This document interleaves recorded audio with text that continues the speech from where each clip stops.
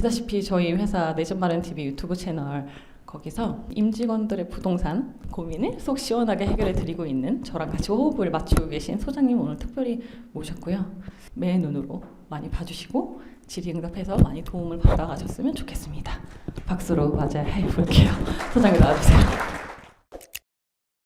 반갑습니다. 김인만입니다. 이 대한민국 최고의 회사에서 최고의 인재들과 이렇게 좋은 시간을 가지게 돼서 반갑습니다. 처음 시작은 이렇게 훈훈하게 또 시작을 해야 되잖아요. 그렇죠? 예. 자, 오늘 제목 보이시나요? 미친 금리, 경기 침체 2023년 집값 오를까? 오를까요? 내릴까요? 오른다는 분 한 명도 없네? 그건 내리는 거 아는데 여기 왜 왔을까? 예? 그렇죠? 내립니다. 왜? 우리 모두가 내린다고 생각을 하니까 내리겠죠. 이게 시장 가치거든요. 많은 사람들이 생각하는 게 중요한 거고, 우리가 투자를 할 때 제가 시작하기 앞서서 투자의 기본 원칙을 제가 먼저 설명을 드릴 텐데, 투자에는 두 가지 관점이 있어요. 관점이라기보다는 두 가지가 중요한데, 하나는 투자의 관점과 하나는 투자의 기준, 중심이 중요한데, 투자의 기준은 내가 돼야 되겠죠. 나의 기준, 나의 인생, 나의 가족, 나의 삶에 맞춰서 투자 계획을 세워야 되는 거고요. 투자의 관점은 나의 기준이 아니라 타인의 기준. 많은 사람들이 생각하고 내 집값도 누가 결정해요? 내 집을 살 사람이 결정하잖아요. 그 사람이 얼마를 지불해줘야 내 집의 가치가 결정이 되지. 내 집의 가치가 15억 원인데 내가 20억 받고 싶다 그러면 지금 거래가 될까요? 거래가 안 되잖아요. 그래서 투자의 관점은 항상 타인의 관점에서 하는 게 중요한데, 대부분 사람들이 자기 기준에서 생각을 한단 말이에요. 제가 좋아하는 말이 역지사지인데, 항상 투자는 타인의 관점에서. 집을 선택할 때도 그런 게 있죠. 우리 아파트 구조 보면 이제 우리 현대 엔지니어링에서 힐스테이트 아파트 짓잖아요. 그 평면 구조가 그 포베이 판상형 구조, 많은 사람들이 선호하는 타입인데, 가끔씩 타워형 같은 거 있잖아요. 방이 뒤쪽에 배치하고 그런 거 좋아하시는 분들이 있단 말이에요. 그러면 내가 타워형이 마음에 들어. 그러면 아파트 청약을 할 때 판상형을 해야 돼요? 타워형을 해야 돼요? 판상형 해야죠. 왜? 90% 사람들이 판상형을 선호하기 때문에 내 집의 가치는 그분들이 결정하는 거죠. 판상형으로 결정해야 되는데, 나나 내 와이프는 타워형이 좋아. 그러면 판상형을 청약을 받고요. 당첨이 되잖아요. 타워형에 전세를 가셔야지. 그렇죠? 왜? 투자 가치는 남이 결정하니까. 지역도 마찬가지죠. 예를 들어서 나는 3번 신도시가 좋아. 산도 있고 인프라도 좋고 다 좋아. 근데 왜 우리는 평촌 신도시보다 가격이 저렴하지? 라고 말씀하시는 분들이 많은데, 평촌 신도시가 교육이라든지 교통이라든지 여러 가지 여건이 더 우수하고 많은 사람들이 그렇게 인정을 해주니까 가치가 더 높죠. 강남 좋은 건 다 알겠는데 강남 집값이 왜 비쌀까요? 교육이 좋고 인프라가 좋고 뭐 교통이 좋고 다 좋아. 교육 인프라 뭐 문화시설이 좋은 데가 강남밖에 없나요? 판교도 좋고 좋은 데가 굉장히 많은데도 불구하고 많은 사람들이 강남을 최고 가치로 인정을 해주기 때문에 높은 가치가 형성이 되는 겁니다. 그래서 투자를 할 때 항상 타인의 관점. 그럼 나는 누가 평가를 하나요? 내가 평가해요? 나의 기준? 나의 가치는 우리 팀장님이나 임원들이 결정하겠지. 나는 S등급인데 고가는 왜 C밖에 안 주는 거야? C밖에 평가를 못 받았겠지. 그러니까 항상 투자의 관점은 내가 아니라 타인의 관점. 우리 이미지 메이킹도 기본 원칙이거든요. 제 얼굴 누구 것 같아요? 제가 오늘 옷을 왜 이렇게 넥타이를 메고 이렇게 양복을 입고 왔을까요? 물론 오전에 방송도 있었지. 방송도 있었는데 이 시간에 저를 보는 분들은 제 얼굴, 제 몸의 주인은 여기 오신 분들이에요. 오신 분들이 제 얼굴을 보고 있지 저는 얼굴을 보고 있지 않단 말이에요. 그래서 우리가 항상 회사 일을 할 때도 고객을 대응할 때도 이미지 메이킹이 중요한 거죠. 투자의 중심은 나의 기준. 나의 기준이 뭐냐면 남하고 비교하지 마세요. 내 친구는 몇 채를 가지고 있다. 돈이 몇 억이 있다. 절대 비교하지 마시고요. 우리 가족, 나의 행복을 위해서 나는 1년에 10년에 아파트 한 2채 정도? 2채 투자할 수 있잖아요. 집값 떨어지면. 지금 사라는 게 아니라 살 수 있는 기회 많았잖아요. 10년 전에 2012년도에 강남 아파트 얼마였는 줄 아세요? 개포주공 1단지 13평, 34평 아파트 배정받는 물건 5억 7천까지 떨어졌었거든요. 그때 전세 9천. 5억은 또 안 들었는데 그때 안 사셨잖아요. 잠실주공 5단지 8억 6천 했었는데 전세 3억 5천. 5억 원 있으면 잠실중공 5단지 살 수 있었는데 10년 전에. 서울 분들 거의 다 못 사셨거든요. 떨어질까 두려워서. 부동산 시장의 메커니즘을 모르기 때문에 두려운 거예요. 지금도 집값이 떨어지고 있죠?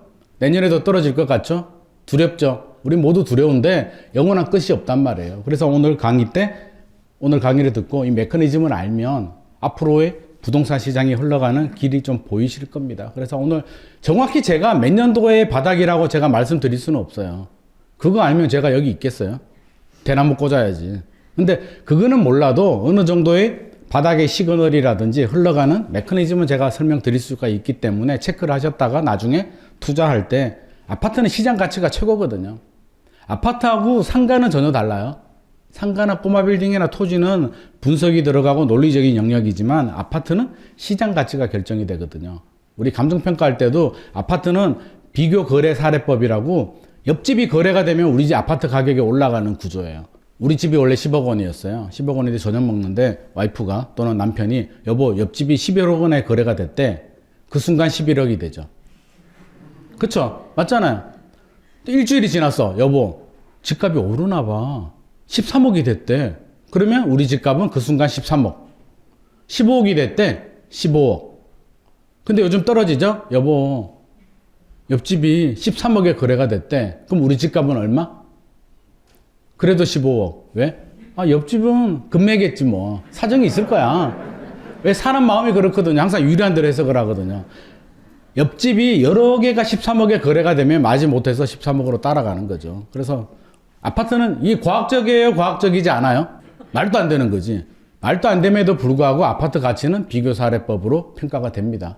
그래서 아파트 시장이 오를 때는 말도 안 되게 오르고 내릴 때도 말도 안 되게 떨어지는 거고요. 꼬마 빌딩 같은 경우는 어떻게 결정이 돼요? 물론 사는 사람이 결정을 하겠지만 원가법이라고 땅이나 건물 가치를 평가해서 이렇게 하고요. 상가는 수익률을 가지고 수익 환원법으로 계산 또 하고 막 계산이 들어가는데 아파트는 계산이 들어가지 않아요. 시장 흐름 타이밍만 잘 잡으면 돼요. 친구 따라 강남 간다고 친구 따라 강남 가는 게 성공하는 게 아파트예요. 그래서 일반적으로는 남자들도 뭐 잘하시는 분들이 있지만 일반적으로는 여성분들이 좀 잘하세요. 제 손님들 보더라도 제가 통계를 내보면 여성분들이 좀 잘하셔. 남자분들은 뭐 어떻게 해요? 자꾸 계산을 하거든요. 논리적으로. 그래서 아유 세계 경제가 어렵고 어디서 주워 들은 건 있어가지고 세계 경제는 어렵고 뭐 금리가 어떻고 뭐 주식시장이 뭐 선행지표인데 어쩌고 저쩌고 집값 이거는 말이 안 돼. 강남 집값이 어떻게 40억이 말이 돼. 25억이 적정한 가격이야. 그건 본인의 기준이고요. 시장은 40억도 소화가 되니까 40억에 거래가 되는 거거든요. 그래서 실제로 제 고객분 중에 그런 분이 있어요. 남편이 의사인데, 제 손님이 의사인데 돈 잘 벌겠죠? 의사인데 지금 부동산 재산이 굉장히 많으세요. 자기 서울대 나온 친구 4명이 있는데 다 의사인데 자기가 제일 부자래.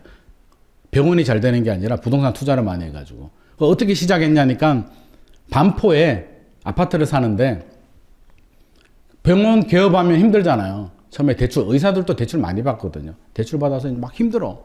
근데 와이프가 반포에 아파트를 사겠대. 아, 왜? 한 3년 있다가 병원 자리 잡으면 사자. 안 된대. 왜? 친구들이 집을 사기 시작했대. 반포에 아파트를 친구는 샀는데 나도 사고 싶다는 거야. 그래서, 아, 그게 무슨 소리야. 그게 말도 안 되잖아. 우리는 대출 좀 갖고 하자. 그러니까 막 울더래요. 막, 와이프가 막 울어. 나 집 사고 싶은데 당신은 왜 의사가 집도 안 사냐. 남자들은 여자의 눈물에 약하잖아요. 막 징징징징 울어. 그래서 아, 너 마음대로 해 이랬는데 와이프가 샀는데 그게 엄청나게 오른 거야. 막 올라가니까 이제 그때부터 어떻게 돼요? 가정의 주도권은 이제 와이프한테 넘어가죠. 남편 너는 가서 그냥 일이나 하고 와 너는 막 이렇게 되는 거예요. 실제로 제 손님 중에 대기업 임원들도 제법 많은데 대부분 기가 죽어요. 왜? 당신 일이나 하고 와 그냥. 왜? 와이프가 돈을 자산 가치를 더 많이 불렸거든요. 그래서 아파트는 시장 가치가 중요하다. 많은 사람들이 오른다라고 하면 그때가 오를 때가 맞아요. 지금 여기 오신 분들이 내린다고 하잖아요. 그럼 내년에 내릴 가능성이 90%입니다. 왜? 우리뿐만 아니라 많은 사람들이 그렇게 생각을 하니까. 그게 시장 가치거든요. 그래서 오늘 한번 왜 그런 일이 발생하는지 분석을 한번 해보자고요. 자, 제가 속도를 조금 낼게요. 오늘 강의 내용이 많기 때문에 한 2시간 분량인데 1시간으로 해야 돼요. 자, 부동산 정책부터 한번 하죠. 최근에 규제 풀렸죠? 수도권 다 풀리고요. 4곳 남겼어요. 그래서 막 열받아 하시는 분들이 있더라고. 우리 동네 왜 안 풀어주냐고. 그 성남, 분당구, 수정구, 광명, 과천, 하남 남겨두고요. 서울 25개 구 다 남겨두고 다 풀어줬어요. 왜 풀어줬을까요? 원희룡 장관이 2달 전만 하더라도 절대 안 풀어준다고 했는데 왜 풀어줬을까요? 집값 떨어지니까. 집값 떨어지면 규제 풀어요. 메커니즘이 선이 보이시죠? 상한선, 하한선이 있으면 상한선 위로. 정부가 바라는 거는요, 역대 어느 정부라도 똑같아요. 그냥 시냇물 흘러가듯이 많이 오르지도 말고, 많이 내리지도 말고, 제발 우리 신경 안 쓰게 해줘. 우리 바빠. 국회에서 사업박질 하기도 바빠. 제발 부동산 갖고 신경 쓰게 안 해줘. 라는 게 정부 마음이에요. 근데 현실적으로는 집값이 과도하게 오버슈팅이 되기도 하고 과도하게 내려가기도 하죠. 오버슈팅이 되면 어떤 문제가 생겨요? 우리 작년까지 경험했잖아요. 집값 막 오르니까 어때요? 막 기분 좋아요? 많이 가지고 계시는 분은 막 기분 좋겠지. 대신 뭐가 늘어나요? 기분은 좋은데 돈이 나가죠. 세금이 막 나갑니다. 돈은 팔아서 내 통장에 들어와야만 실질 가치가 되고요.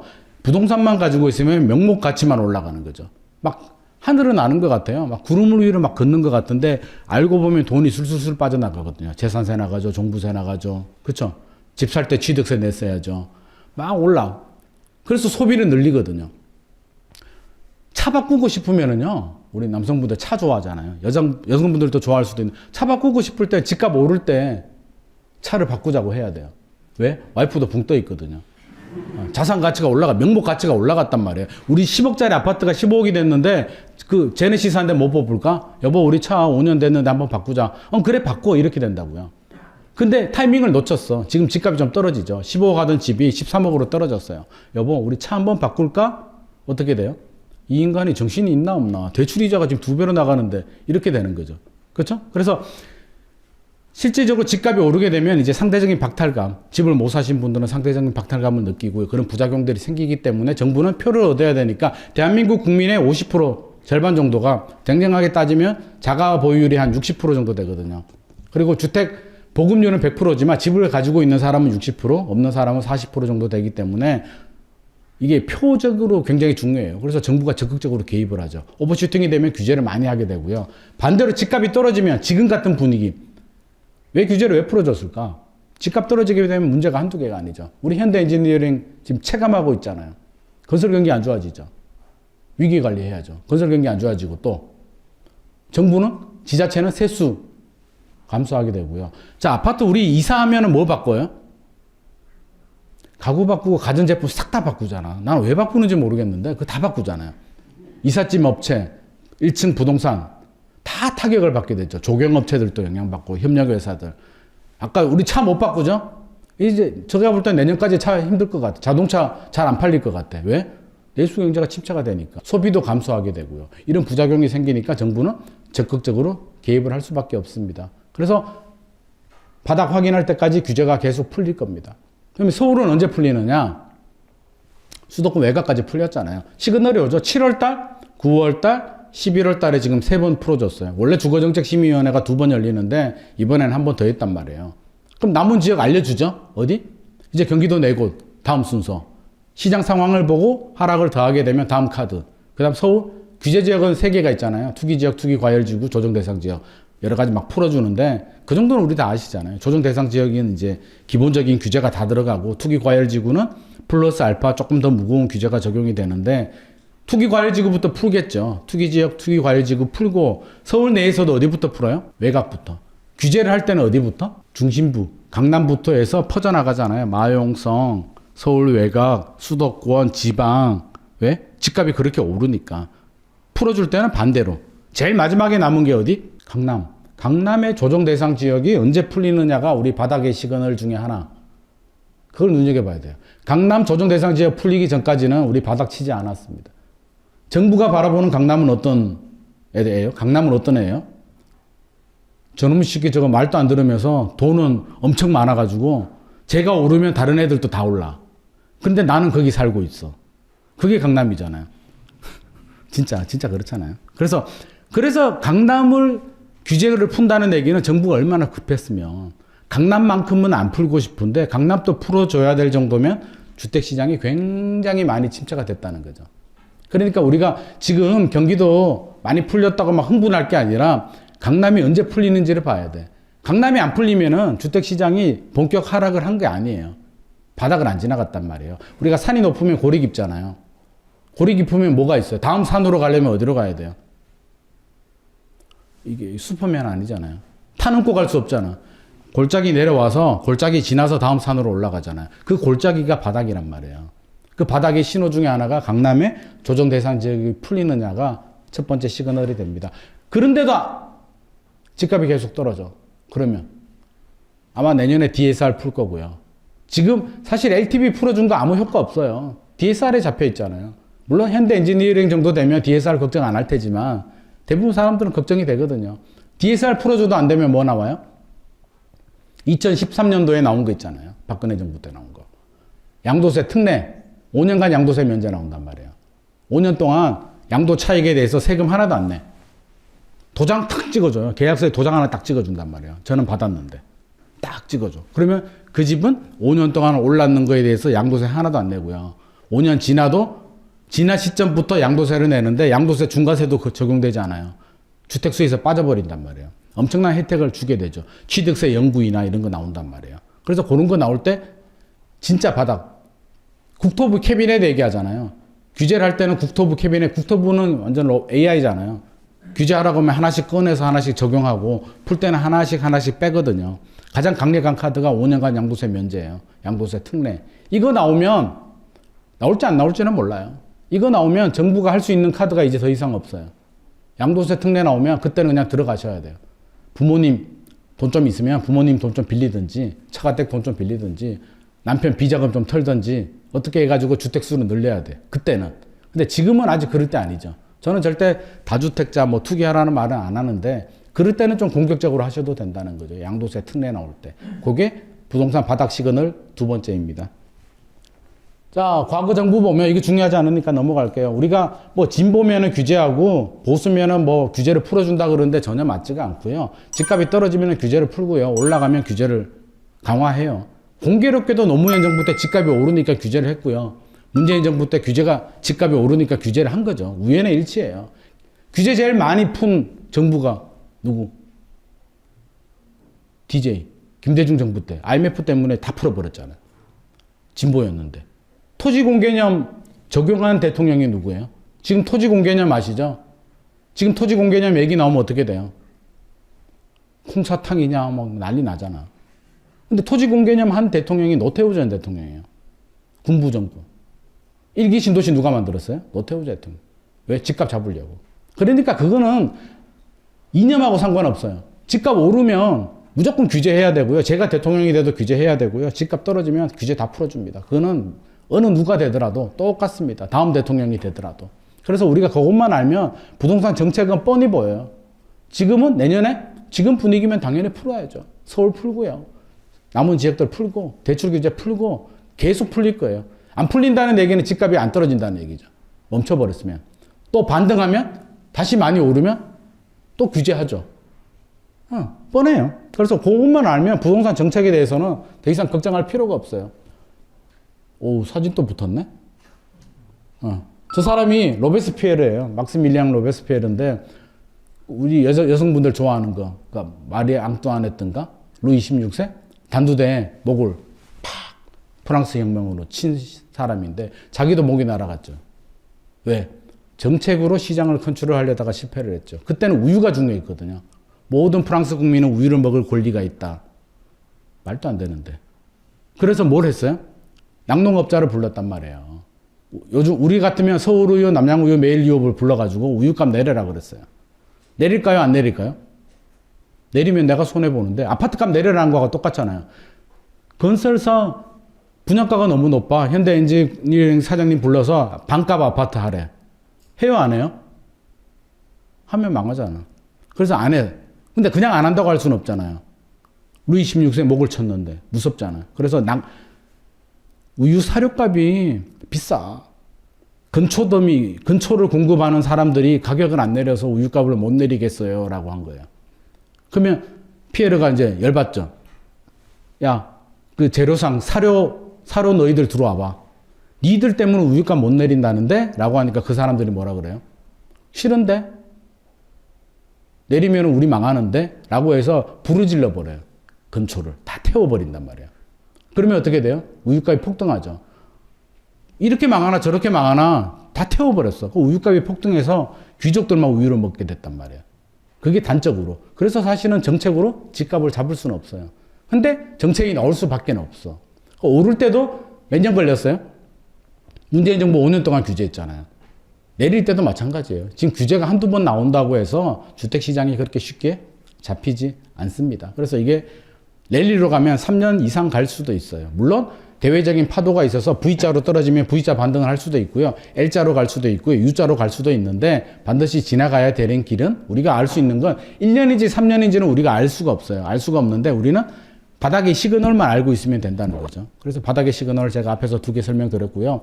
지금 금리가 가장 변수죠. 금리 때문에 집값 잡혔다라고 하는데요. 금리와 집값은 반비례하는데 사실은 금리 때문에 잡힌 게 아니고요. 그냥 트리거 역할을 했는 거예요. 금리 과거는 더 비쌌어요. 노무현 정부 시절에 금리가 7% 정도 했거든요.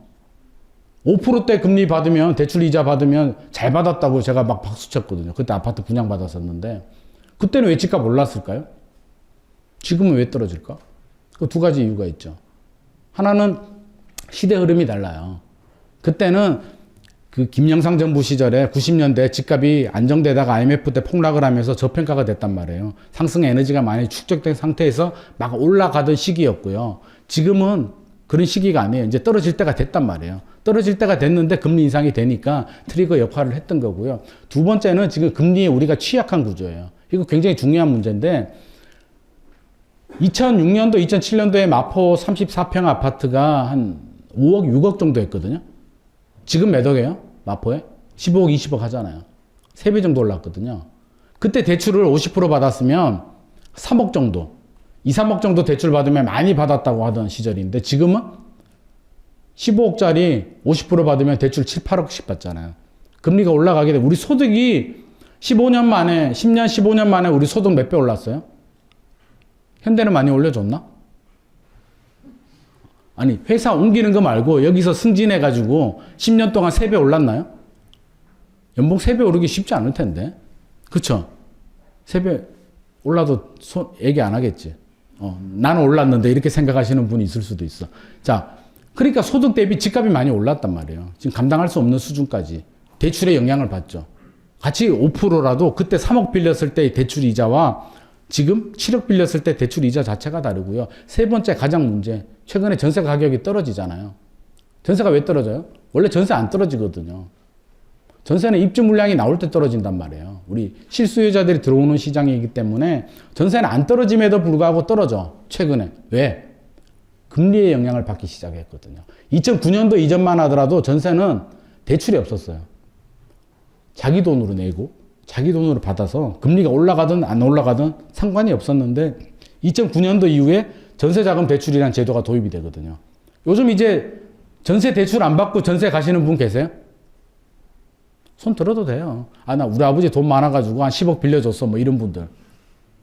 손 들면 이제 찍히는 거지. 저놈 새끼 저 돈 많네. 이렇게 되는 거죠. 자, 그래서 손 안 들 거야. 진짜. 자, 대출 이자를 하다 보니까 그동안에 표시가 안 났어. 왜? 저금리였거든요. 꽁으로 먹었지. 월세보다 확실히 유리하니까 공짜처럼 사용했잖아요. 그러다가 이제 금리가 올라가니까 어떻게 돼요? 아차 싶은 거지. 금융의 지배를 받기 시작한 거예요. 우리 집은 누구 집이에요?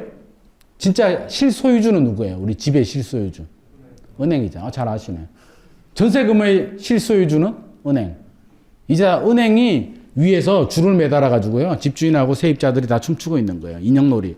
은행들은 빨대 꽂아서 쭉쭉 빨아먹고 있단 말이에요. 실제로. 그러다 보니까 금리가 올라가니까 매매 시장도 영향을 받지만 전세도 지금 같이 영향을 받는 거죠. 예전에 없던 현상이 발생하기 시작한 거예요. 동조화 현상이 생기면서 집값이 빠지면 원래 전세는 올라가거든요. 원래는 전세 매매 수요가 전세로 이동을 하면서 전세 가격은 올라가는데 지금은 같이 떨어지면서 하락 속도가 더 빨라지고요. 아마 전세 끼고 투자하신 분들 지금 굉장히 어려운 집값 떨어지는 것보다도 더 힘든 게 전세 떨어지는 거예요. 왜? 전세금 돌려줘야 되는데 통장에 1억 떨어지면 1억 예금 깨가지고 세입자 돌려주기가 쉽지 않잖아요. 돌려줘야 됨에도 불구하고 쉽지 않잖아. 그래서 역월세도 생기고요. 뭐 30만 원 주는 분도 있고 샤넬백 주시는 분도 1,000원에 나왔었잖아요. 그런 샤넬백 하니까 또 웃네. 그냥 샤넬 얘기만 들어도 좋죠. 예. 그러니까 지금 그런 현상들이 발생한단 말이에요. 그래서 이게 예전에 없던 현상이고요. 전세는 무이자 레버리지거든요.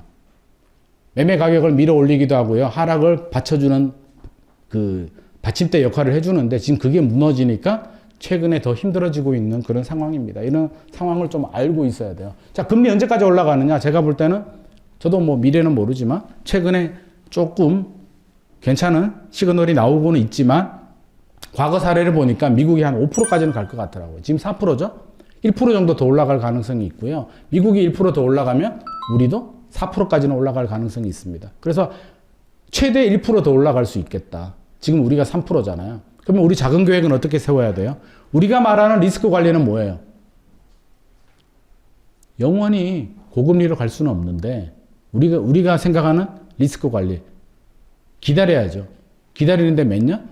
대출이자를 내면서 적어도 내년 말까지 좀 더 길게 보면 2, 3년 정도는 대출이자 내면서 4% 기준금리 4% 기준에서 2년 정도 대출이자를 내면서 우리가 잘 버틸 수 있는 게 리스크 관리예요. 근데 대부분 못 버티고 팔죠. 3년 차에 팝니다. 3년이 고비거든요. 왜? 심리적으로요. 저도 옛날에 다 해봤는데 심리적으로 뭐가 힘드냐면 이중고를 겪거든요. 내 자산 가치가 하락을 해요. 내 전 재산인데 아파트 2개 있는데 예를 들어서 집값이 떨어지면은 내 전 재산이 내려가는 거거든요. 근데 대출 이자는 2배로 내고 있어. 한 달, 6개월, 1년은 어떻게든 버티죠. 희망 고문하죠. 1년만 버티면 될 거야. 1년이 지나도 오르려고 하다가 다시 떨어지면은 그 충격파가 오거든요. 이래서 안 되는 거야. 한 3년 차 집어들면 나는 살고 싶어. 나는 스트레스 없는 세상에서 살고 싶어 해서 집을 집어 던진단 말이에요. 투매 현상이 발생한단 말이에요. 그게 일시적 반등이 한 2번 정도 오거든요. 투매 현상. 그게 바닥 시그널이 하나의 또 바닥 시그널입니다. 너도 나도 막 집어 던질 때. 우리 2020년, 2021년에 패닉 바잉 했잖아요. 영끌. 떨어질 때는요, 마지막에 바닥 골짜기 지나갈 때는 패닉 셀링 현상이 생긴단 말이에요. 막 투매 현상이 생겨요. 그때 어떻게 해야 돼요? 바닥이 왔구나. 이제 주워 담을 준비를 해야 되고요. 그때 집 던지면 안 돼요. 특히 1주택에 있는 분들. 집 안에 있는데 팔고 현금 가지고 있다가 다음 집 살려고 하면 그 전략 저는 성공한 분 본 적이 없거든요. 1주택은 그냥 가지고 가는 거고요. 그래서 그때는 오히려 너무 쫄지 말고 바닥이 가까이 왔구나 정도로 시그널로 우리가 받아들여야 됩니다. 수요와 공급은요. 그냥 개념만 잡고 있으면 돼요. 절대 수요와 절대 공급, 절대 수요도 있고요. 절대 상대가 있는. 절대는 뭐냐면 현대 엔지니어링에서 아파트 많이 지으면 공급이 늘어나죠. 그건 절대 공급이고요. 상대 공급은 뭐예요? 집주인이 매물을 내놓으면 매물이 늘어나는 효과죠. 문재인 정부 때 왜 공급이 부족했나요? 현대 엔지니어링이 아파트를 안 지어서 공급이 부족했어요? 그거 아니죠. 왜? 집주인들이 안 팔았잖아요. 더 오를 것 같고 양도세 중과세 때문에 움켜쥐고 있고 수요는 어때요? 출생률은 줄어드는데 많은 사람들이 출생률이 줄어드니까 아파트 가격이 떨어진다라고 하는데 그거는 절대적인 수요만 보고 있는 거고요. 상대적인 수요는 어때요? 작년에 왜 집값이 올랐는데요? 공급이 부족한 게 아니라 수요가 많아졌잖아요. 과수요. 지금 집을 안 사면 안 될 것 같은 불안감에 막 샀잖아요. 수요가 늘어나니까 공급이 상대적으로 부족해 보이는 거죠. 그래서 집값이 올랐는 거죠. 항상 수요와 공급의 밸런스가 중요하거든요. 근데 지금 올해는 어때요? 공급 물량은 별 차이 없어요. 서울은 조금 부족하지. 전국적으로 보면 공급 물량은 비슷한데 살려는 수요자들이 안 오를 것 같으니까 집값 상승에 대한 기대감이 없으니까 바닥으로 내려와 버리고 공급 물량은 그대로인데 집주인들은 팔아야 되죠? 오히려 물량을 내놓고 있으니까 집값이 떨어지는 거죠. 그래서 항상 절대적인 공급, 입주 물량하고 그렇죠? 인구 증감 그것만 보지 마시고 이 심리 아파트는 심리 밸런스 게임을 우리가 항상 관심 있게 좀 봐야 됩니다. 인구 변화 넘어가고요. 입주 물량은 우리 다 알고 있는 내용이니까 절대적인 입주 물량이 많이 나올 때는 힘든데 서울은 입주 물량이 지금도 부족하고요. 앞으로도 부족할 겁니다. 서울이 입주 물량이 많을 때가 4만 5천? 플러스 마이너스 알파 정도 나오고요. 올해가 아마 2만 얼마? 내년에 한 만 정도? 요 정도밖에 안 나와요. 그래서 서울은 어차피 부족해요. 어차피 입주 물량은 부족해서 그래서 강세 지역이에요. 강세 지역임에도 불구하고 수요가 더 줄어들면 가격이 떨어질 수는 있어요. 서울이라고 불패 아니에요. 서울도 떨어질 수 있어. 2012년도 떨어졌잖아요. 떨어질 수는 있는데 다른 지역보다 늦게 떨어지고 수도권 외곽이 먼저 떨어지고 서울은 특히 강남은 좀 늦게 떨어지고 오를 때도 좀 빨리 오르죠. 중심부부터 오르니까. 그런 차이가 있는 거지 우리가 뭐 불패시나 이런 거는 절대 믿으면 안 됩니다. 우리는 알고 있어야죠. 아, 서울도 떨어질 수 있겠구나. 2012년도에 아, 강남 잠실주공 5단지가 8억까지 갔었구나. 알고 있어야죠. 그죠? 그래서 항상 우리는 그 기회를 노려봐야 되고요. 미분양은 뭐 다 아시다시피 수도권 지역이 한 3만 가구 정도 이상 미분양이 늘어나면 전국이 한 9만 호 정도 늘어나면 정부가 이제 발등에 불 떨어지죠. 이 정도 되면 어떻게 돼요? 건설회사들이 죽는다고 아우성을 칠 거잖아요. 그러면 막 사장님이 국회의원들도 만나고 막 할 거잖아요. 야, 규제 빨리 더 풀어. 지금 큰일 났어. 막 이렇게 되잖아요. 그래서 규제를 더 풀게 되거든요. 그래서 바닥의 시그널 중에 또 하나가 미분양이 급증하게 됩니다. 아직까지는 우려스러울 수준은 아닌데요. 제가 볼 땐 내년 되면 미분양이 더 늘어날 수도 있어요. 그래서 점점점 바닥으로 지금 가고 있는 상황이고요. 전세제가 앞서서 제가 한번 설명드렸으니까 버팀목 역할을 해주는데 최근에 금융의 지배를 받으면서 전세도 약세가 되고 그러면 전세가 소멸되느냐? 그렇지 않아요. 전세는 우리나라에만 있는 제도죠. 우리나라에만 있는데 예전처럼 한 5년 전만 하더라도 전세가 임대 그러면 전세잖아요. 근데 이제는 공식이 깨졌어요. 예전에는 뭐예요? 전세 살면은 돈 좀 있는 사람, 세입자 중에서 월세 살면 돈 없는 사람. 최근에는 그런 게 어딨어. 어차피 내 돈 아닌데 은행에서 빌려서 이자 내나 월세 내나 똑같은 개념인데 강남에 월세 사시는 분들 얼마나 많은데요. 돈 많은 분들 중에. 그러니까 이제 그런 공식이 아니라 유리하니까 선택을 하는 거예요. 지금은 대출 이자보다 월세가 유리하니까 월세로 가는 거고요. 최근에 월세 가격 많이 오르거든요. 임대 가격이 떨어지는 게 아니에요. 전세가 떨어지는 얘기는 월세로 전환하기 때문에 그런 거지. 전체적인 임대차 시장을 보면 올라가고 있어요. 월세가 올라갈 뿐이에요. 월세가 더 올라가고 금리가 떨어지면은 나중에 한 내년, 후내년 되면 또 전세 가격이 또 올라요. 전세가 계속 떨어지지 않아. 엎치락 뒤치락 하면서 이제 전세와 월세가 공존하는 시대가 올 겁니다. 그래서 아, 전세는 이제 끝났나? 전세 가격 계속 떨어지니까 우리 세입자들 너무 살기 좋아. 가 아니라 월세 가격이 올라가고 있는 거고요. 큰 틀을 보게 되면 임대 가격은 올라간다. 그래서 저는 월세 계속 사시는 거 반대예요. 전략적으로 전세를 거주하시는 건 괜찮은데 장기적으로 전세를 거주하게 되면 인플레이션 방어를 못 하게 돼요. 가장 나쁜 집주인이 누구예요? 가장 나쁜 집주인 누구예요? 전세금 많이 올리는 사람? 실제로 집 왜 사셨어요? 라고 물어보면 많은 분들이 이야기하는 게 더러워가지고 샀다 그래요. 자꾸 올려달래. 월급 받아서 예금 좀 들려고 하면 전세금 올려달래. 야, 더러워가지고 집 산다. 집 샀는데 집값이 올라. 실제로 그런 경우들 굉장히 많거든요. 실제 사례인데 어떤 할아버지가 아유, 신혼부부 보니까 내가 마음이 아파. 내가 젊었을 때 내가 엄청 고생했는데 전세금 안 올릴 테니까 편하게 살아. 이렇게 된 거예요. 편하게 살았지. 10년을 살아버린 거예요. 할아버지가 영원히 살까요?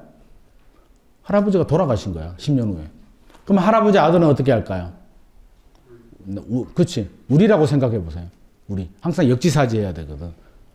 아버지 유지를 받들어서 전세금을 안 올릴까요? 아니면 올릴까요? 시세대로 올려야 되죠. 매달 올려주세요. 이렇게 된 거야. 그러니까 이 사람이 어떻게 돼요? 무슨 소리야. 들어가지고 나간다.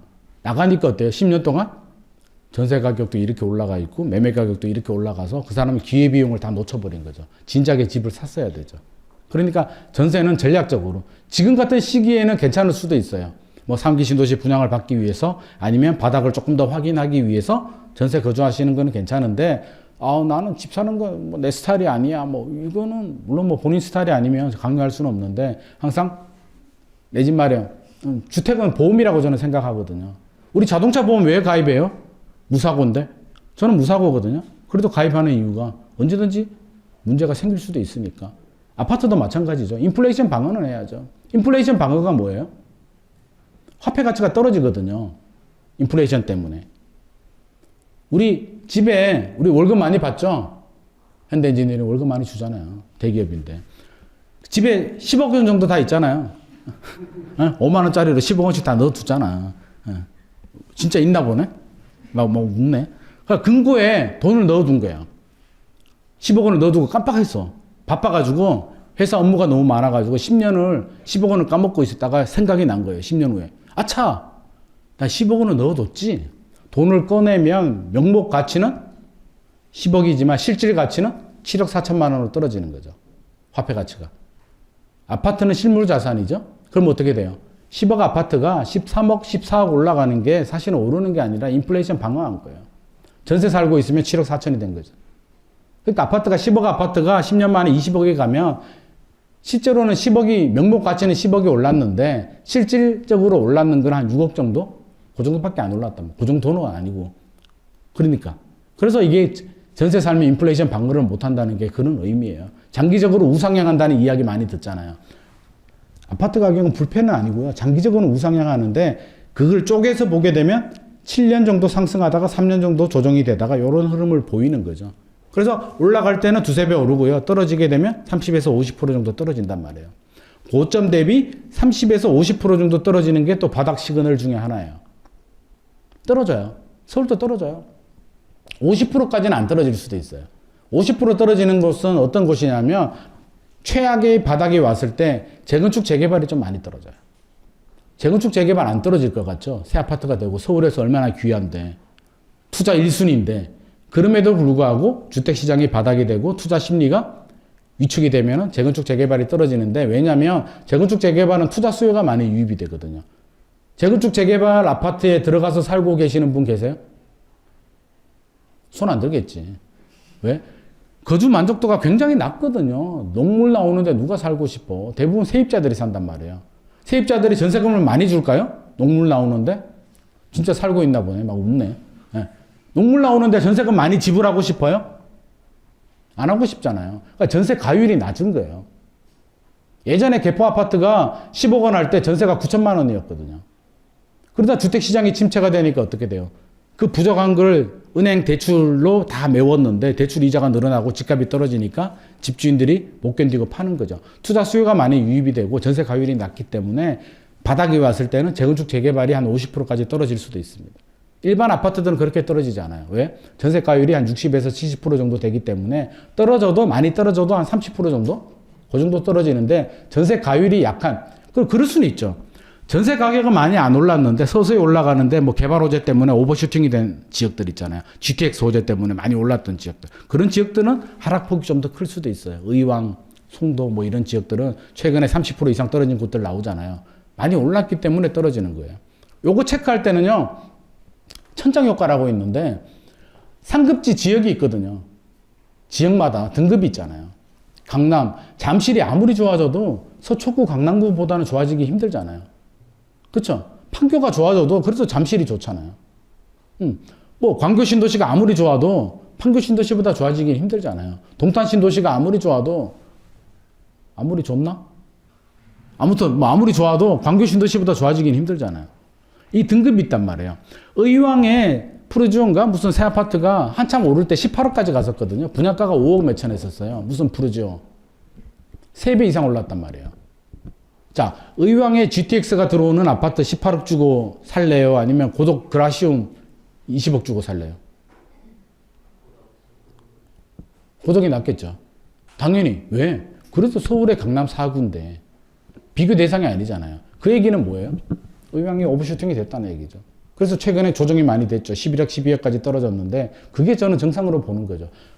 같은 18억이라도 말이 안 되는 거죠. 이건 오버슈팅이거든요. 그래서 우리가 투자할 때 개발 호재 때문에 투자할 때 항상 봐야 될 게 타인의 관점에서 제가 아까 확인하라고 했잖아요. 남의 관점에서. 남의 관점이 뭐예요? 냉정하게 좀 보면은 18억? 나보다 상급지를 보는데 상급지가 비슷해. 그러면 내게 지나치게 오버슈팅이 됐구나 정도는 판단을 할 수가 있어야죠. 우리가 투자를 할 때. 자, 오를까 내릴까? 부동산은 사실은 풀기 어려운 숙제예요. 대한민국에서. 특히 복합 문제, 사회 문제. 뭐 쭉 제가 다 설명드릴 수는 없고요. 뭐 전세 구조적인 문제도 있고요. 내 노후 문제도 있고요. 내 자녀 문제, 자식한테 또 물려주고 싶은 마음, 그런 마음도 있고요. 또 상대적인 탐욕, 타인에 대한 탐욕. 우리가 무인도에 살면 투자하고 싶나요? 무인도에 우리 가족이 살면 투자를 왜 해? 무인도 땅이 뭐가 중요해요? 근데 다른 가족이 있다라고 하면 땅을 조금 더 차지해야겠죠. 욕심이 생긴단 말이에요. 그렇기 때문에 우리는 타인에 대한 탐욕도 있고요. 정책적인 문제, 경제적인 문제가 복합적으로 이게 얽혀 있기 때문에 대한민국에서 집값이 좀 떨어질 수는 있고 조정이 될 수는 있는데 이게 영원히 떨어질 수도 없고요. 사실 우리 집주인만의 문제는 아니고 세입자도 그렇고 대한민국에서 부동산에서 자유로운 사람 한 사람도 없어요. 그래서 제가 먹고 사는 거지. 왜? 세입자들도 저한테 상담받으러 오니까. 그래서 주식하고 똑같잖아요. 답도 없는 애기. 주식 신기하지 않아요? 제가 오늘 또 SBS 라디오 하고 왔는데 제 앞 코너가 주식 코너거든요. 딱 보고 있으면 어제하고 얘기를 다르게 하더라고. 어제는 이렇게 하는데 오늘 상황이 달라지니까 태세 전환해가지고 또 다른 얘기 하더라고. 그래서 아, 참 먹고 살기 좋구나. 답도 없는 얘기. 그래서 제가 웃으면서 아, 부동산하고 비슷하네요. 답도 없는 얘기 참 잘해요. 막 그러는데 실제로 그렇죠. 그래서 이게 우리 삶이기 때문에 우리 인생이기 때문에 풀지 못하는 숙제고요. 절대 관심을 꺼서도 안 되는 문제예요. 지금 집값 떨어진다고 해서 영원히 떨어지지 않거든요. 오히려 지금이 저는 더 좋은 우리 스터딩하기 좋은 기회 아닐까 싶어요. 전략을 좀 세운 다음에 작년은 너무 마음이 급했고요. 올해, 내년, 2024년, 2025년까지 저는 굉장히 좋은 기회 아닐까 싶습니다. 좀 냉정하게 시장을 바라볼 기회고요. 벌집순환 모형이라고 하는데 돌고 돈다는 얘기죠. 물론 이론이니까 딱딱딱딱 이렇게 맞아떨어지진 않아요. 하지만 보면은요. 회복기 상승기가 7, 8년 정도 되고요. 침체기 불황기가 한 3, 4년 정도 돼요. 서울 기준에서. 경기도는 조금 더 길 수도 있고요. 지방은 더 길 수도 있는데 이 흐름이고요. 지금은 어디까지 왔어요? 지금 침체기 진입이 됐죠. 이 시기가 지나가야 된단 말이에요. 그래서 받아들여야 돼요. 이 터널은 지나가야 돼. 이걸 건너뛸 수는 없어요. 물론 중간에 기다리던 실수요자들이 유입이 되고 규제 완화가 되면 집주인들도 매물을 회수하면서 반등이 있을 수는 있어요. 서울 규제지역 풀리면 반등할 거예요. 그때 다주택자들은 좀 팔아도 되는데 그 반등이 대세 상승은 아니라는 거죠. 수요자들이 계속 유입이 되진 않거든요. 그러면 이렇게 반등하다가 수요자들이 유입되지 않으면 또 떨어졌다가 또 반등하다가 떨어지다가 한 3년 정도 가면은 바닥 찍고 이제 다시 대세 상승이 되는 거거든요. 그래서 이런 메커니즘을 우리가 좀 알고 있어야 되고 요거 흐름 제가 보여드리는 거고요. 중요하지 않고 4번의 하락이 있었거든요. 서울 같은 경우에 최근에 4번의 하락이 있었어요. 하나는 그 1기 신도시 공급하고 90년대 좀 옛날 얘기죠. 그때 L자로 좀 8년 정도 집값이 떨어졌고요. 상승 에너지가 많이 축적되다 보니까 2000년도에 집값 폭등하죠. 폭등하다가 글로벌 금융위기 오면서 2차 하락 있었죠. 2차 하락은 IMF 때 2차 하락이 있었고요. 그 다음 김대중 정부 때 규제 풀어주면서 오르다가 글로벌 금융위기 때 3차 하락이 있었고 3차 하락은 W였어요. 하다가 2012년도, 12년도에 크게 떨어졌다가 최근에 다시 왔죠. 그때만 하더라도 얼마나 무서웠냐면 2012년도에 개포주공이 5억 7천 갔다고 했잖아요. 속도가 얼마나 빠르냐면 2010년도에 11억 했었거든요. 11억 하다가 2011년도에 8억 2천까지 떨어지더라고요. 저는 그때가 바닥인 줄 알았거든요. 그러니까 제 손님들한테 사라고 했어요. 8억 2천에. 왜? 11억에서 8억 2천 떨어졌으니까 30% 떨어졌잖아요. 바닥 가까이 왔다고 사라고 했는데 2012년도 되니까 5억 7천까지 빠지더라고요. 미치지. 제가 그때 심각하게 고민했어요. 이민 가야 되나? 그분들이 날 찾아와서 멱살 잡으면 어떡하지? 심각하게 고민했는데 다행히 그분들이 이민 가더라고. 제가 이민 간 게 아니라. 이민 갔는데 그 시기가 지나니까 또 오르더라고요. 그 아파트가 지금 35억 가잖아요. 그러니까 안 찾아오더라고. 좀 찾아와서 밥이라도 사줄 줄 알았는데 안 찾아오더라고요. 그래서 그때를 잘 넘겨야 되는데 못 기다린 사람들은 그때 투매로 던졌어요. 운 좋은 사람들은 진짜 운 좋은 사람이 누군 줄 알아요? 투매로 던졌는데 집이 안 팔려. 금매로 던졌는데도 안 팔려. 안 팔려가지고 전세로 돌렸는데 다음에 집값이 올라. 제가 그런 분 몇 분 봤거든요. 그게 부동산의 장점이죠. 황금성이 낮다. 팔고 싶은데 안 팔. 주식은 왜 우리가 실패하는 줄 알아요? 클릭했는데 팔렸어. 하루에 마음이 10번씩 왔다 갔다 하잖아요. 그래서 제가 주식 잘 못하는데 막 클릭 누르고 화장실 갔다 오면 마음이 바뀌거든요. 아니야. 더 기다려야겠어. 보면 이미 팔렸어. 그래서 주식은 사실은 돈 벌기가 굉장히 어려운데 부동산은 내놔도 안 팔리거든요. 그래서 가지고 가다가 돈 많이 벌죠. 엄격결에. 원래 부동산은 그런 거예요. 그게 부동산의 장점이에요. 장기 보유해야 되고요. 제가 앞서서 설명드렸죠. 바닥의 시그널 한 번 더 리마인드 정리하면 우리 요거는 제일 중요한 부분이에요. 사진 안 찍으셔도 돼요. 어차피 집에 가서 안 보실 거잖아요. 강의 자료 제가 최인정 책임한테 드릴 테니까 요청하시면 메일로 메일링 하도록 하겠습니다. 사진 찍어도 화질이 잘 안 나와요. 바닥의 신호는 뭐예요? 부동산 규제. 강남이 풀리느냐, 강남이 조정대상 지역 풀리느냐 봐야 되고요. 두 번째, 양도세 특례 나오느냐. 5년간 양도세 면제. 여기 제일 중요해요. 양도세 특례 나오면 무조건 들어가세요. 여기서 집값 더 떨어지면 어떡하냐고? 괜찮아요. 왜? 우리 사장님하고 우리 상무님하고 우리 전무님이 더 손해 많이 봤을 거거든. 네. 우리 상대적인 박탈감이잖아요. 우리 다 같이 못 사는 거는 괜찮지 않아요? 나 혼자 집 못 사면 억울하지, 다 같이 망하면 우리 아버지 세대들이 행복했거든요. 왜? 다 못 살았거든. 잘 사는 사람이 한 명 있었거든. 제 학교 다닐 때도 호구조사 하잖아요. 집에 자동차 있는 사람 손들어 그러면 한 명 손들거든요. 그럼 친구들이 막 괴로웠을까요? 오, 쟤 잘 사네. 그게 끝. 왜? 내 친구들 다 못 사니까. 근데 지금은 어때요? 나는 그랜저 타는데 내 친구 벤츠 타면 열받거든요. 그게 상대적인 비교거든요. 그렇기 때문에 그런 망하는 거 걱정하지 마시고 더 많은 분들이 더 망합니다. 많이 가진 분들이. 그래서 양도세 특례 나오면 무조건 들어간다. 빚을 내서라도 들어간다. 그때 되면 대출 규제 다 풀립니다. 양도세 그 분양권 전매도 풀리고요. 다 풀려요. 그래서 그때는 재건축 재개발 같은 거 많이 떨어진 아파트, 물건들 적극적으로 좀 공략을 해야 되고요. 세 번째는 패닉 바잉 현상, 두 번째였구나. 패닉 바잉 현상 막 생기고요. 잘 오르지 않았던 외곽 지역들, 그렇죠? 이건 꼭지 시그널이네. 이거는 꼭지. 바닥이 아니라 꼭지. 그러니까 이건 2020년 정도 생각하시면 돼요. 간단하게. 패닉 바잉 현상이 생기고요. 중심지에서 외곽으로 상승이 생기고 외곽 지역들 급등하고 위험 회피 중에서 보수적인 성향 분들이 집을 사기 시작하죠. 저는 네 번째가 제일 중요하다고 보는데 주변에 친구들 중에 꼭 그런 분이 있어. 대출 받는 거 죽도록 싫어하고요. 집 사라 그래도 안 사는 분들이 있어. 있죠? 그런 사람이 집 사면 꼭지예요. 실제로 제 사촌 누나가 투자를 엄청 잘하거든요. 지방에서. 어느 날 저를 만났는데 결혼식장에서 봤는데 임마나 나 이제 투자 그만해야겠어 이러더라고. 누나 왜? 그랬더만 친구 중에 10년 동안 집을 안 산 친구가 있는데 이번에 집을 샀대. 그런 친구 있으면 어떻게 해야 돼요? 친구야 너무 축하해. 잘 됐어. 막 이러면서 속으로는 내 집 빨리 팔아야겠다. 이건 꼭지네.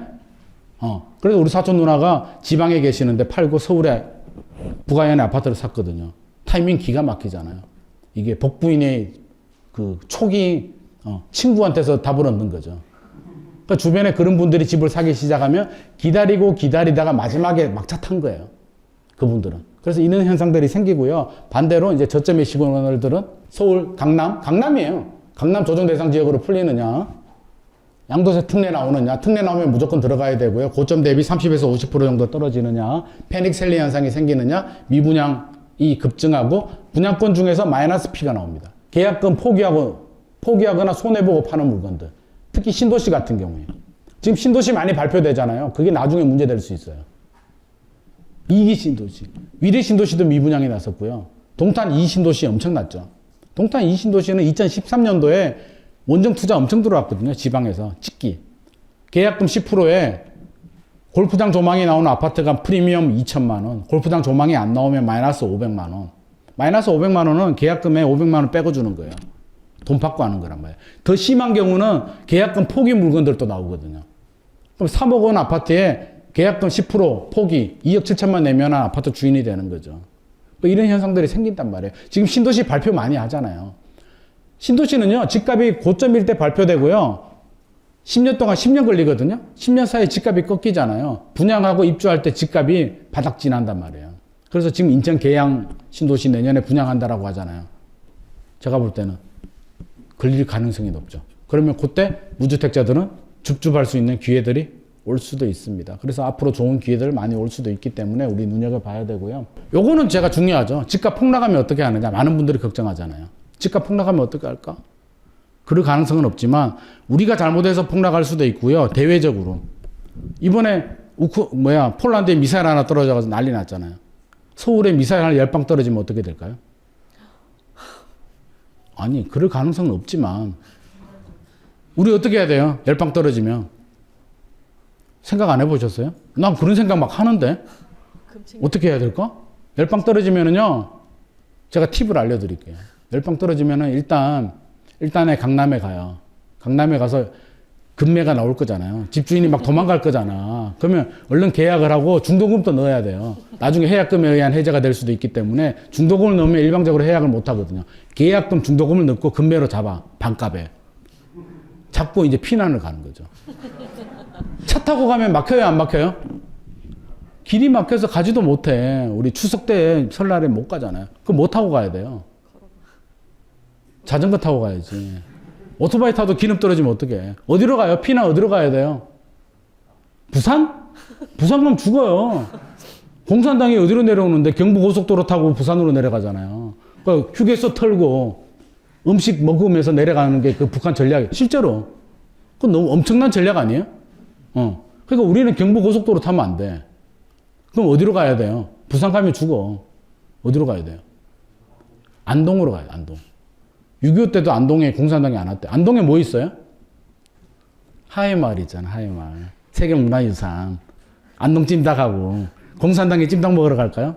바빠 죽겠는데 빨리 부산 점령하러 가야 되는데 안동으로 안 간단 말이에요. 자전거 타고 안동으로 가고 좀 빽 있는 분들은 대구로 가야죠.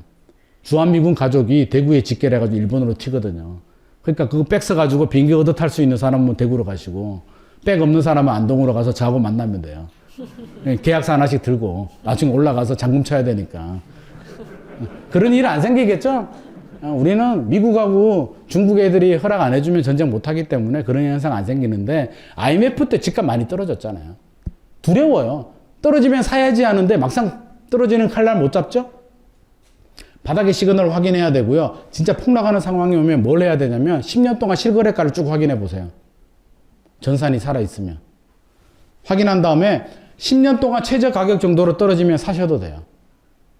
지금 2022년이니까 2012년 10년 동안 내가 사고 싶은 아파트 뭐 강남이나 서울이나 괜찮은 아파트 한 다음에 실거래가 확인하고요. 최저 가격 정도로 떨어졌다. 앞으로도. 그러면 무조건 들어가세요. 거기서 더 떨어지면 어쩔 수가 없어. 같이 망하는 거니까 그런 걱정하지 마시고 들어가시면 되고 집 팔고 기다렸다가 하지 마시고 1주택자들은 절대 팔지 마시고요. 집은 보험이에요. 1주택자는 절대 팔지 마시고 그냥 가지고 가시다가 바닥에 시그널이 오면 집 하나 더 사는 전략. 집값 떨어졌을 때. 그때는 대출도 많이 풀릴 거니까 더 사고 무주택자들은 좋은 기회가 왔을 때 사셔도 되는데 무주택자 중에서도 빨리 사셔야 되는 분들이 있어요.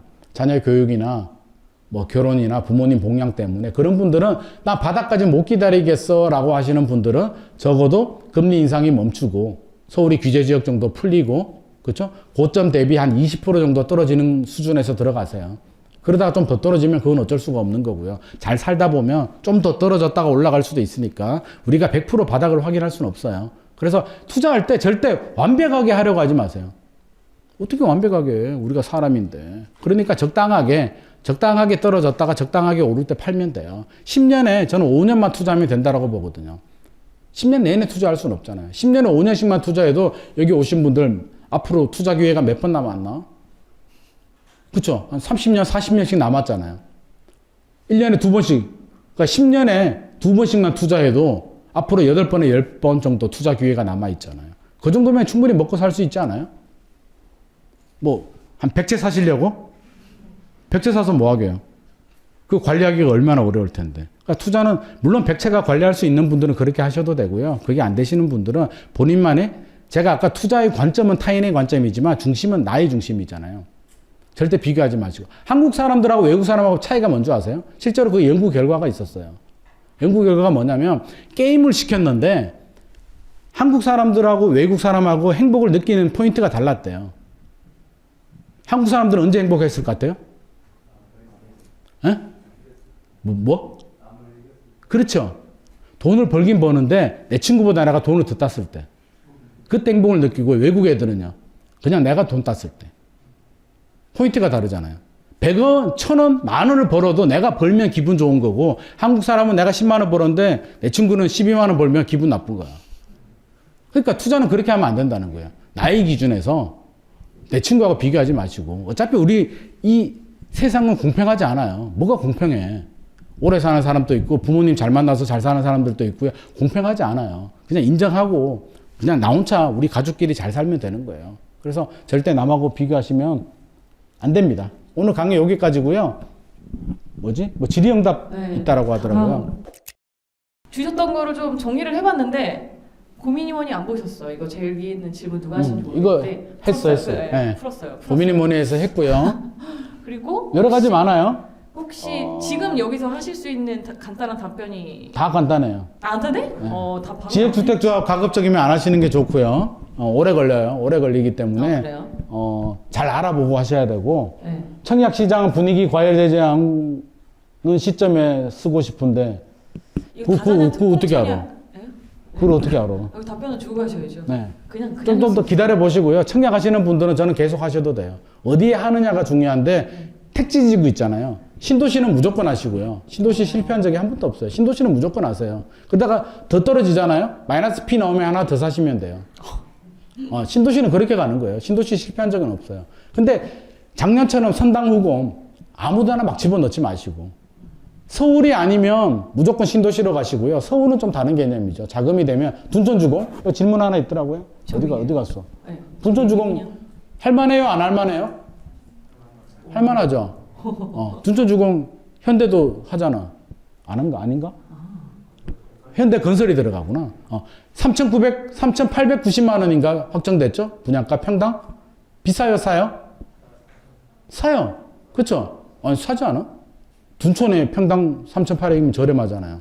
고덕하고 비교해 보세요. 34평이 13억 정도 됐거든요. 그러니까 청약통장이 있는 분들은 둔촌 주공 해보시고 그때 중도금 대출이 안 나올 수도 있습니다. 10억, 12억 원 넘어가니까 집에 돈 좀 있는 분들은 청약을 해보시고 돈이 없는 분은 전용 59는 중도금 대출 나옵니다. 네. 또 다른 거는 또 이거 있다. 뭐? 선호평수는 소형과 대형 중 투자 측면이 어떤 게 더 나을까요? 소형이 좋죠. 제일 좋은 게 전용 84. 34평이 투자가 제일 두터워요. 무조건 84 하시고요. 84가 안 되면 59 하시고 59보다 적은 건 안 하시는 게 좋아요. 기존의 데이터를 보면 우리 25평 아파트까지는 괜찮은데 그게 22인가 20으로 내려가게 되면 상승폭이 달라져요. 그러니까 전용 59에서 84 정도로 하세요. 물론 능력이 되면 대형 평수 하셔도 되고 많이 안 오를 겁니다. 그래요? 또 향후 주목할 만한 유의미한 규제 완화 시그널. 얘기 제가 다 설명드렸죠? 네, 설명드렸던 것 그거는 같아요. 다 설명드렸고 네. 소형 오피스텔 투자 전망? 소형 오피스텔은 수익형 부동산이잖아요. 수익률로 계산하는데 요즘 예금 금리가 높아가지고 은행 넣는 게 유리해요. 요즘 5% 나오더라고요. 국민은행 5% 이상 주던데. 그러니까 아마 내년 3월 정도가 금리 정점 찍을 것 같아요. 그럼 여유 자금 있는 분들은 내년 3월에 이런 거 부동산하고 상관없는데 3월에 예금 있잖아요. 장기로 하나 3년 정도로 드세요. 나중에 금리 떨어질 수도 있기 때문에 3년짜리 예금 여윳돈 있으면 집어뒀다가 지켜보고 3년 후에 뭐 어떻게 해봐도 저는 좋지 않을까. 아니 5% 이상 주면은 진짜 꿀 아니에요? 서울의 1층 상가 수익률이 3% 나오거든요.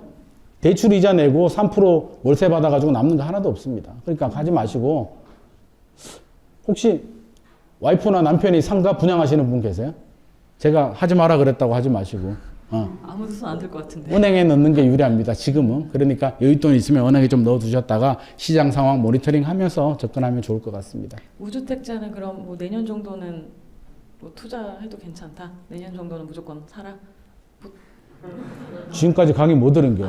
그렇죠. 바닥의 시그널을 확인하려고 했더만 또 내년 내년. 시점을 못 박지 말라니까요. 그게 V자로 떨어지면 내년에 바닥이 올 수도 있고요. L자로 가면 한 3년 걸릴 수도 있단 말이에요. 주변에서 뭐라고 얘기해요?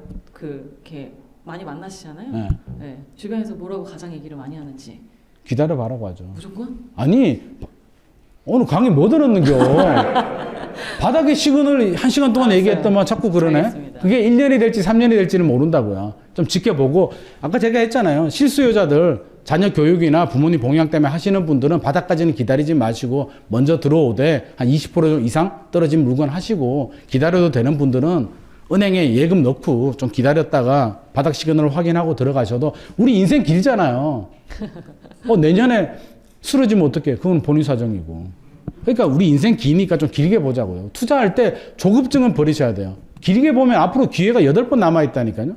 8번 투자하면 되지. 그걸 왜 지금 당장 투자 안 해서 죽냐고요. 제가 마지막으로 말씀드리고 싶은 건 우리 투자할 때도 이제 본인만의 기준이 있지만 절대 욕심은 내지 마세요. 우리 삼촌이 저한테 항상 강조하시는 말씀이 있는데 설탕 얘기를 하시거든요. 돈은 설탕하고 똑같다고. 사람마다 쥘 수 있는 능력이 다르고요. 많이 쥐면 어떻게 돼요? 욕심을 내서. 흘러내려버리고요. 손이 끈적끈적해져요. 근데 설탕은 필요해. 우리 인생에서. 달달하고. 필요하잖아. 필요한 만큼만 쥐어라는 거죠. 그건 사람마다 다 다르기 때문에 남하고 비교하지 마시고 내가 필요한 만큼만 투자 전략을 세워서 나만의 투자를 하시면 저는 그게 행복으로 가는 지름길 아닌가 싶습니다.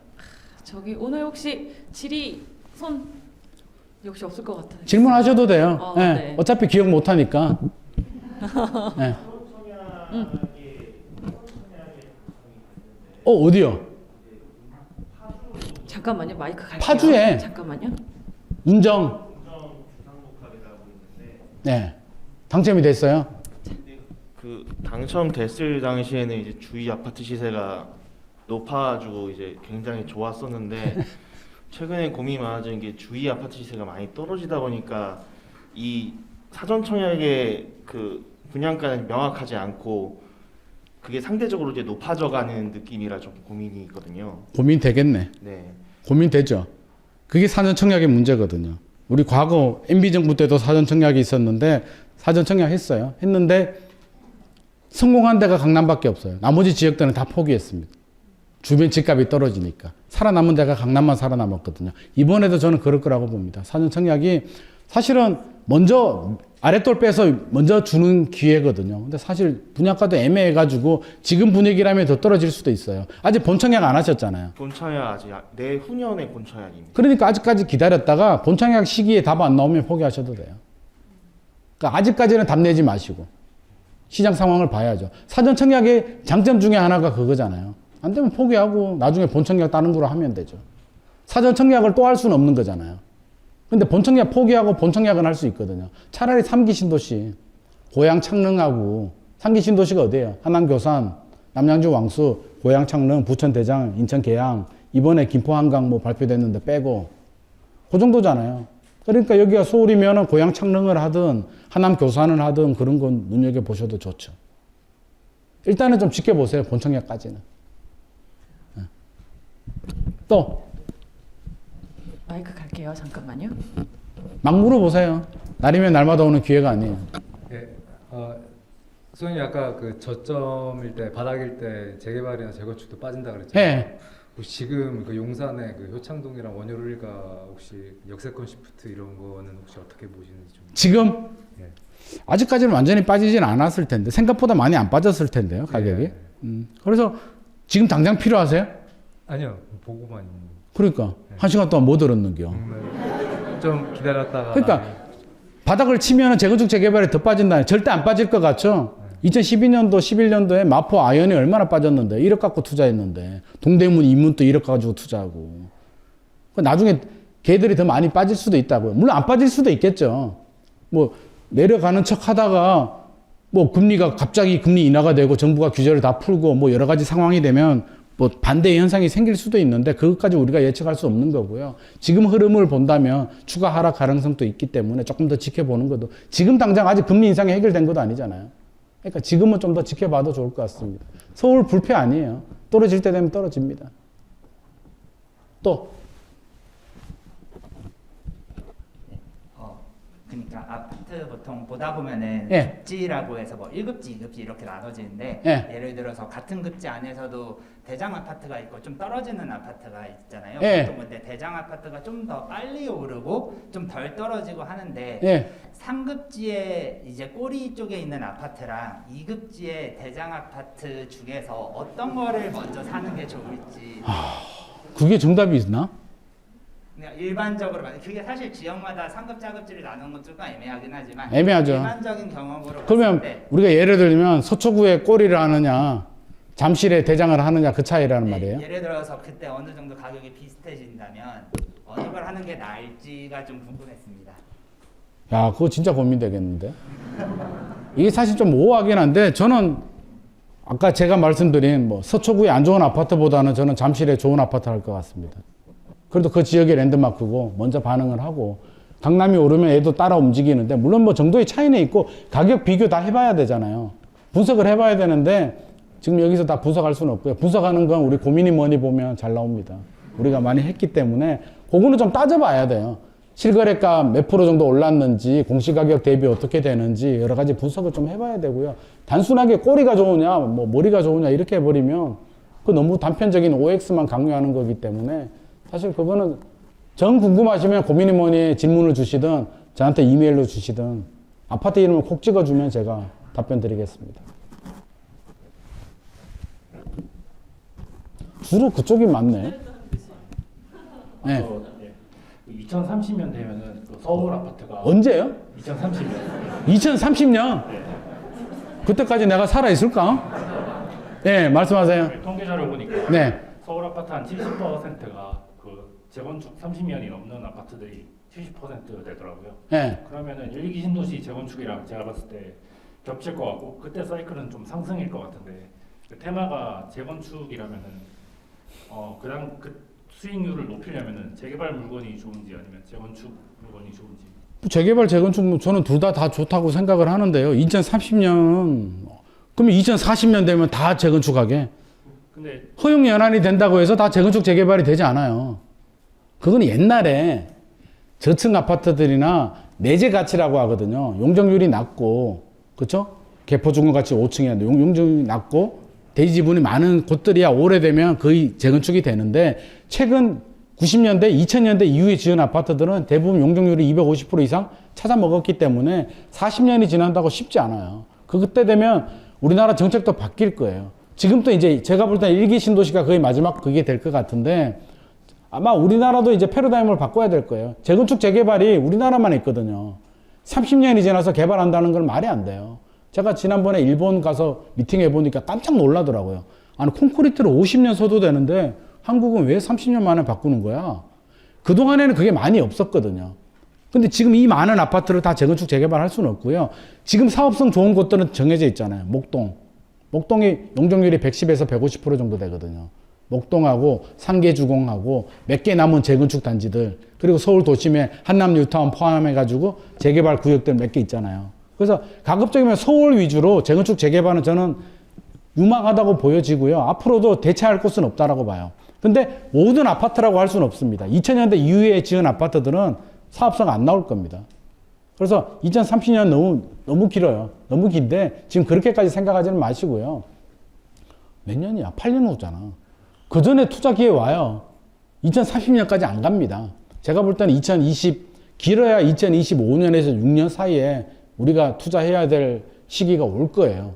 그때 투자하고 2030년 상황 보고 판단해야지 2030년까지 무주택으로 살면서 나는 그때를 기다릴 거야 이러면 안 된다는 거죠. 그 전에 이미 바닥 시그널 다 나온다고요. 그러니까 물론 매수는 그 타이밍에 하는데 매도 타이밍을 매도 네. 사지도 않고 무슨 매도를. 그 투자 개념으로 생각하는 거죠. 그러니까 지금 매수를 하셨어요? 저는 지금 1주택. 그러니까 1주택인데 2030년에 파신다고? 아니요. 그 주택은 보유하고 있고 네. 추가로 더 산다고? 오늘 강의해 주신 내용 보면은 그 앞으로 그러니까 더 사야죠. 예. 더 샀다가 그 고점 시그널 나오면 팔면 되는 거잖아요. 예. 그렇게 가면 저점 고점만 잘 타도 시장 가치만 타도 충분히 성공한다는 거죠. 2030년에 2040년에 인구가 감소하는데 그런 거 신경 쓰지 말라는 거죠. 저는 2040년에 인구가 감소할지 안 감소할지 어떻게 알아요? 서울 인구는 감소하지 않아요. 지방에서 유입이 되기 때문에 서울 인구 절대 감소하지 않습니다. 절대는 아니고 2040년까지는 감소하지 않습니다. 그러니까 그거는 내년에 어떻게 될지도 모르는데 10년 후까지 너무 고민하지 마시고요. 우리가 기본 원칙만 잡고 그때 상황에 맞춰서 이렇게 하고요. 아마 고민에 뭐니 해서 계속 풀어나가지 않을까 싶습니다. 또 뒤에 일하러 안 가세요? 만약에 1가구 1주택으로 주택을 가지고 있다가 네. 저점이 왔을 때 그 미성년 자녀 이름으로 하나를 더 구입하고 성년이 돼서 그 세대 분리를 하면 그 미성년 자녀도 1가구 1주택을 그대로 분리하면? 네. 나중에 분리하면 되긴 되죠. 그럼 뭐 세금적인 문제나 뭐 그런 게 별도로 어떤 세금 말씀하시는 거예요? 이제 증여세라든지 뭐 증여세는 지금은 증여세가 높게 나오잖아요. 지금 정부에서. 근데 나중에 증여세도 풀릴 거예요. 증여세율을 풀어주는데 지금은 문재인 정부 때 이제 중과 때려버려가지고 지금은 좀 부담스럽고요. 나중에는 괜찮죠. 근데 미성년자 자녀한테 집을 굳이 뭐 그래도 되긴 돼요. 저점일 때 미성년자 자녀 이름으로 사도 되는데 중요한 거는 자녀가 모르게. 자녀가 알면은 공부도 안 하고요. 인생 열심히 살지 않아요. 제가 그런 사람도 많이 봤거든요. 초등학생 꼬마가 할아버지가 증여를 해줬어요, 집을. 학교 갔다 왔는데 우편물이 자기 이름이 있어가지고 뜯어보니까 뭐가 있어. 아빠 이거 뭐야? 그러니까 사실은 할아버지가 나한테 집을 해줬어. 그러니까 애가 뭐라 그래요? 나 이제 공부 안 해도 되네? 이러다잖아. 애들이 먼저 깨닫거든요. 그러니까 애 이름으로 하되 절대 눈치 못 채게. 애 인생의 걸림돌이 됩니다. 제일 중요한 거는요, 더 중요한 건 자녀들이 커서 필요할 때 그때 돈을 좀 보태주는 거는 괜찮은데 저 개인적으로는 자녀한테 미리 집 사주는 거는 저는 좀 반대하는 입장입니다. 그게 결코 득이 되지 않더라고요. 제 주변에 많이 보더라도 그게 결코 좋은 전략이 되지. 부모님 마음은 그런데 자녀 인생을 생각하면 그게 다 독이 되더라고요. 그래서 애가 지가 필요로 할 때 좀 도와줄 수는 있겠죠. 1억을 준다든지 뭐 2억을 증여해 준다든지 이렇게 할 수는 있는데 필요도 없는데 그걸 또 억지로 떠먹여주게 되면 그게 애 인생에 애가 그런 의지가 없어지더라고요. 그러니까 절대 그렇게 하지 마시고 해주고 싶다면 같이 공부를 하세요. 제가 팁을 드리면 집을 조사할 때도 자녀하고 같이 보러 가시고 임장을 할 때도 계약서 쓸 때도 같이 가고 인테리어 할 때도 같이 하고 세입자 맞출 때도 같이 해가지고 너는 이 집에서 출발하는 거야. 엄마 아빠는 더 이상 지원해 주지 않아. 네가 나중에 이 집을 팔고 다른 데 이사 가든 불리든지 알아서 해. 엄마 아빠도 먹고 살아야 돼. 라고 해서 끝을 내야지 집 하나 사줬다 이러면 애가 다음에도 평생 엄마한테 기대하게 돼요. 그러니까 절대 그렇게 하지 마시고 도와주되 아니면 같이 하고 제가 실제로 그런 분 봤거든요. 남편이 코오롱 임원인데 자녀 교육을 그렇게 시키더라고요. 데리고 다니면서 공부시키고 그다음부터 네가 알아서 이 집을 팔고 네가 상급지로 갈아타든 네 인생이야. 이제 엄마 아빠 신경 쓰지 말게 해줘. 여기서 끝. 이렇게 하더라고요. 그래서 하려면 그렇게 하시고 안 해주는 게 제일 좋고 안 해줄수록 효도예요. 왜? 미리 다 줘버리면 안 오거든요. 근데 받을 게 한 100억이 있다고 생각해봐요. 아들하고 며느리들 얼마나 자주 오는데 큰아들이 가면 둘째 아들도 막 쫓아와요. 큰아들한테 잘해줄까봐. 그냥 웃자고 하는 소리예요. 또 이제 없으실까요? 이제 끝인가요? 또 있어요. 아, 마지막까지. 오늘 일 안 하시나 봐요? 네, 지금 저점 시그널까지는 아직 안 오셨다고 말씀하셨고 네. 만약에 다주택자라고 한다면 지금 하나를 매도를 하고 저점 시그널이 왔을 때 다시 또 구매를 하는 게 나을까요? 아니면 그냥 장기적으로 쭉 버티는 게 나을까요? 다주택이라고 이제 매체인지는 모르겠지만 리스크 관리에 따라 다른데요. 팔더라도 지금은 팔지 마시고요. 제가 아까 반등이 온다라고 했잖아요. 그냥 이렇게 떨어지지 않아요. 반등이 두세 번 오기 때문에 팔더라도 반등이 올 때 파셔야 되고요. 예를 들어서 한 4주택, 5주택이 있다라고 하면 한두 개 정도는 정리했다가 나중에 기회가 됐을 때 더 늘리는 그런 방법이죠. 다 팔아버리지는 마시고. 혹시 그럼 지금 정부에서 다주택자에 대한 규제가 계속 강하게 나갔다가 약하게 풀려요. 12월 달에 이제 주택임대차사업자 제도 다시 부활합니다. 그럼 이제 보유세나 재산세나 종부세에 대한 것도 같이 내려갑니다. 네, 감사합니다. 네. 시원하게 답변 네. 감사합니다. 또 질문 혹시 있으실까요? 오늘 다 하고 가셔야죠. 또 오시기 어려운 분이어가지고 진짜로. 뽕을 뽑네. 아, 꼭 뽑아야죠. 아, 당연하죠. 그렇게 모신 거예요 오늘. 네. 네. 혹시 더 질문? 혹시 뭐 더 질문 나중에 있으시면 진짜 저희 그 유튜브 내 집 마련 TV 고민이 뭐니에서 꼭 함께 소장님과 같이 풀어 드릴 거고요. 사실 개인적인 얘기를 여기 와서 오픈한다는 게 사실 쉽진 않아가지고 미리 저도 QR코드를 통해 받긴 했는데 혹시 나중에 사연을 뭔가 보내주신다 하더라도 좀 디테일하게 금액이랑 뭐 위치, 뭐 가족 여부 이런 거를 좀 정확히 주셔야 저희가 솔루션을 좀 정확히 드릴 수가 있어요. 그래서 그런 거를 좀 주실 때, 고민을 주실 때 좀 디테일하게 주시면 좋겠습니다. 어차피 닉네임으로 와서 저희가 전혀 누군지 알지 못합니다. 집 진짜 가지고 계신 분 많더라고요. 저 진짜 살면서 뭐 했나라고 생각이 들 정도로 근데 집 있는 분 꽤나 많더라고요, 진짜. 그리고 더 투자를 막 어떻게 해야 돼요? 막 이런 고민되신 분도 꽤나 많았어요. 그래가지고 난 인생을 헛살았구나 이런 생각을 진짜 많이 했죠. 소장님 어떻게 오늘 강연 재미있으셨을까요? 1시간 거의 반 동안 진짜 열심히 강의 들어주셔서 너무너무 감사하고요. 책이 한 권 남았거든요. 그러네. 어. 어떻게? 어떻게 할까 하다가 어떻게 드릴까요? 가위바위보 할 수도 없고 이 중에 나이 제일 어리신 분. 그거 어려운 것 같은데요? 25 25 있어요? 다운. 설마 25 다운. 30대 이하. 30대 이하. 자. 왜 이래 많아? 다운. 29. 다운? 다운? 두 분 다? 28 있어요? 28? 아, 이거. 27 이하. 와. 왜? 우리 저를 위해서 나중에 국민연금 많이 내주시는 분한테 제가 선물 드리도록 하겠습니다. 소장님께 뜨거운 박수 부탁드릴게요. 고생 많으셨습니다. 감사합니다.